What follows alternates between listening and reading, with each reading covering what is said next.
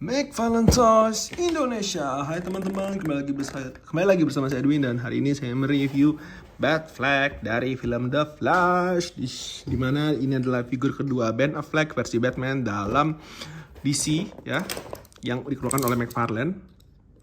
Jadi semoga saja nanti McFarlane mengeluarkan figur Ben Affleck versi BVS, karena itu sangat keren sekali, dan juga mungkin mengeluarkan figur Ben Affleck versi Justice League yang tidak menggunakan armor, karena itu juga keren banget teman-teman. Nah teman-teman, langsung aja di sini kita bisa mendapatkan, lihat ya gambarnya si Ben Affleck, dan saya rasa teman-teman, kenapa figur ini banyak yang bilang tidak mirip sama Ben Affleck, karena memang dia diadaptasi dari gambar ini teman-teman. Kenapa demikian? Karena memang ya salah satu cara McFarlane untuk mengakali agar tidak membayar ekstra untuk kemiripan oleh artisnya gitu. Karena memang ya ada lisensi tambahan lah biasanya untuk para mainan ya, atau toys company ketika mereka kepengen bikin wajah toys yang mirip banget dengan artisnya gitu. Sehingga ya mereka biasanya menggunakan beberapa alterasi agar tidak terlalu mirip. Nah teman-teman, langsung aja ketika teman-teman buka, teman-teman mendapatkan kartu dan juga standee seperti biasa. Dan di sini teman-teman, sama dengan Michael Keaton, di sini dia menggunakan kain ya, jubahnya yang juga sama jenisnya dengan Michael Keaton punya. Dan langsung aja kita coba buka. Nah, kalau teman-teman bingung ini apa, ini adalah cutting untuk Gundam teman-teman. Jadi ini enak banget kalau teman-teman pakai untuk potong-potong seperti figur ini. Tapi kalau misalnya teman-teman kepengen motong ya, mungkin teman-teman bisa memotong menggunakan ini apa namanya, gunting untuk kuku gitu teman-teman. Oke, seperti ini sudah. Oh, ini belum. Oke, sekarang mari kita keluarkan. Wah, keren. Dan teman-teman, ini juga dapat bonus ya, kita ya dapat bonus berupa kepalan tangan Ben Affleck.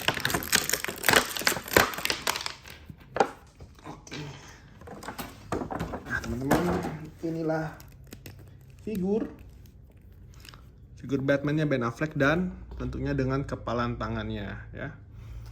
Dan di sini teman-teman, secara detail menurut saya sih ini merupakan figur yang menarik.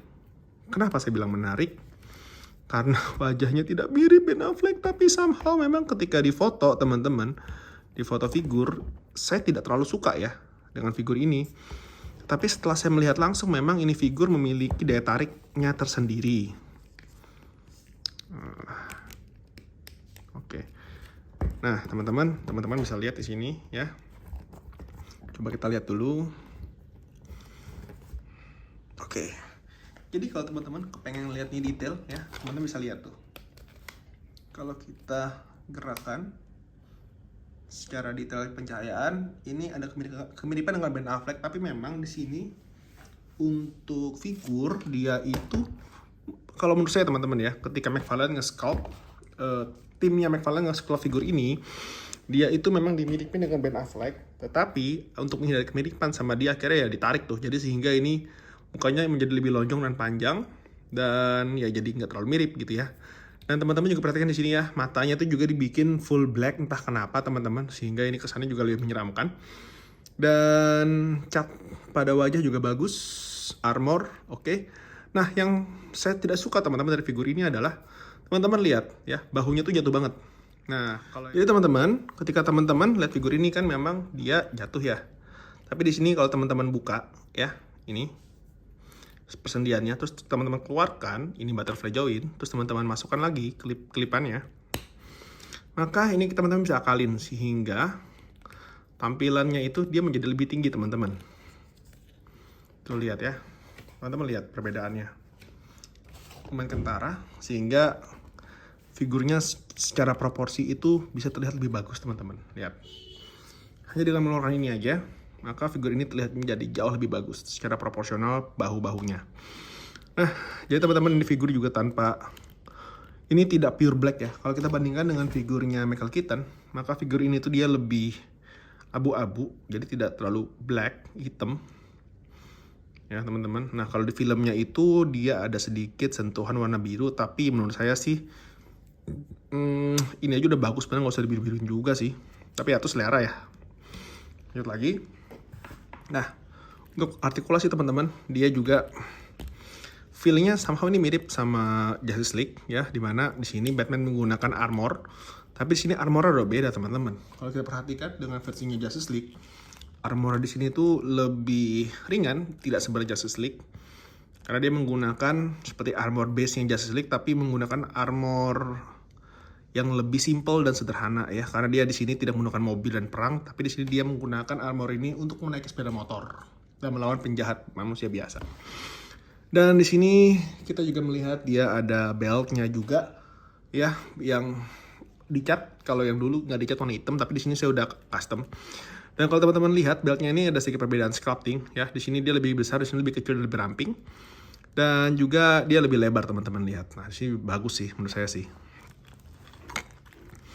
Terus kalau kita juga perhatikan secara armornya, platingannya mirip ya sama yang versi Justice League, tapi di sini somehow lebih terlihat ramping. Kalau kita bandingkan tingginya teman-teman, sebenarnya sih sama ya, tapi memang secara wajah dia lebih panjang. Nah, kalau teman-teman kepengen mengakali wajah ini, teman-teman bisa press dengan air panas, terus teman-teman penyatin nih kepala nih. Karena saya ada lihat customizer yang menggunakan itu sehingga kepalanya pun bisa lebih proporsional dengan bagus ya. Nah, kita lanjut. Di sini teman-teman, dengan kepala demikian ya si Batman-nya bisa mendongak ke atas, ke bawah, dan proporsi badannya pun bisa sepatah ini teman-teman, membusukkan dada, bisa membungkuk juga dengan lumayan bagus. Terus tangan bisa kayak gini ya. Terus dia juga bisa split terbatas karena dia terhalang oleh seperti klip-klipan seperti ini ya. Nah, bokong, behenol. Nah, armornya juga teman-teman sampai ke belakangnya juga detail bagus ya. Saya kebetulan punya dua, jadi satu pengen saya repaint, satunya standar aja gitu teman-teman. Ini lihat ya, bagus. Terus ini artikulasi, oke. Terus nah teman-teman di sini lihat. Di sini adalah salah satu figur Batman yang punya Ted Swivel teman-teman, atau persendian di pangkal paha. Seingat saya, Batman yang mempunyai Ted Swivel ini baru 3 teman-teman ya. Mungkin kalau teman-teman ingin menambahkan silahkan. Jadi yang pertama itu adalah Batman The Dark Knight versinya Frank Miller gitu kan. Yang kedua adalah Batman The Dark Detective dari Future State, dan yang ketiga adalah Batman Ben Affleck dari film The Flash. Dan kurang lebih teman-teman itulah figur-figur yang saya review dari figur ini kurang lebih ya. Dan sekarang mari kita coba pajang figur ini bersama dengan figur seri The Flash lainnya ya. Ini Batman. Terus ini Batman lagi. Dan memang DC itu tidak bisa lepas dari pengaruh Batman teman-teman. Karena tanpa Batman mereka tidak cuan, tidak untung karena penjualan Batman paling tinggi. Nah, oke, ini ya. Ini kalau sama Supergirl. Dan ini ketika dia bersama The Flash. Dan ini ketika dia bersama The Flash yang satunya lagi. Bisa dibilang kalau secara badan teman-teman, figur The Flash yang menggunakan kostum Batman adalah figur tertinggi untuk sementara ini. Dan habis ini kita akan review figur terakhir dari seri ini, yaitu The Dark Flash ya. Jadi sampai jumpa di video berikutnya. Goodbye.